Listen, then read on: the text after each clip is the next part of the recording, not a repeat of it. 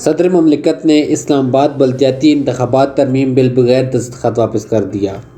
ایوان صدر سے جاری بیان میں بتایا گیا کہ صدر مملکت ڈاکٹر عارف علوی نے اسلام آباد کیپٹل گورنمنٹ ترمیمی بل 2022 کو آئین کے آرٹیکل 75 کی شق 1B کے تحت بغیر دستخط کے واپس کر دیا ہے۔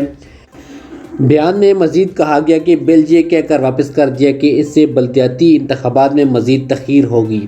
وفاقی حکومت کے عجلت میں اٹھائے گئے اقدامات کے نتیجے میں انتخابی عمل میں 2 بار تاخیر ہوئی جو جمہوریت کے لیے نقصان دہ ہے۔ صدر عارف علوی کی جانب سے جاری بیان میں مزید بتایا گیا کہ وفاقی حکومت کے مندرجہ ذیل غلط اقدامات کی وجہ سے اسلام آباد کیپٹل میں انتخابات نہیں ہو سکے۔ 50 یونین کونسلز کی حد بندی مکمل ہونے کے بعد الیکشن کمیشن آف پاکستان نے 31 جولائی 2022 کو اسلام آباد میں مقامی حکومتوں کے انتخابات کا فیصلہ کیا۔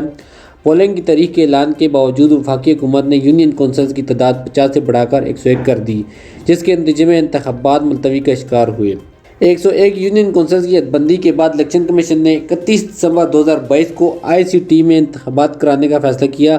موجودہ بل کا سیکشن 2 ICT میں 125 یونین کونسلز کا ذکر کرتا ہے، اس لیے 31 دسمبر 2022 کو ہونے والے انتخابات دوبارہ ملتوی کر دیے گئے۔ موجودہ بل کے سیکشن 3 کے مطابق انتخابات کے شیڈول کے اعلان کے بعد میئر اور ڈپٹی میئر کے انتخابات کا طریقہ تبدیل کر دیا گیا۔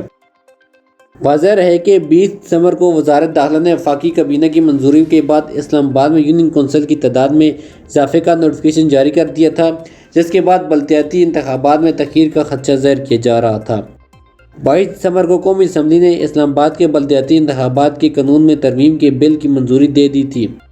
قومی اسمبلی کے بعد 24 دسمبر کو سینٹ نے بھی اسلام آباد کے بلدیاتی انتخابات کے قانون میں ترمیم کے بل کی منظوری دے دی تھی۔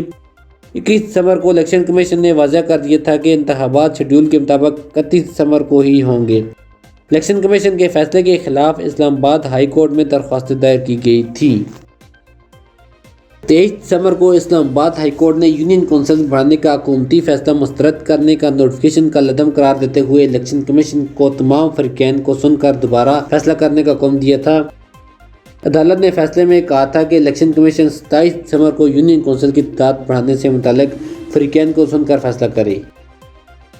27 دسمبر کو الیکشن کمیشن نے اسلام آباد میں 31 دسمبر کو ہونے والے بلدیاتی انتخابات ملتوی کر دیے تھے۔ بعد ازاں اسلام آباد ہائی کورٹ نے الیکشن کمیشن کو اسلام آباد میں بلدیاتی انتخابات ملتوی کرنے کے فیصلے پر عدالت کو مطمئن کرنے کی ہدایت کی تھی۔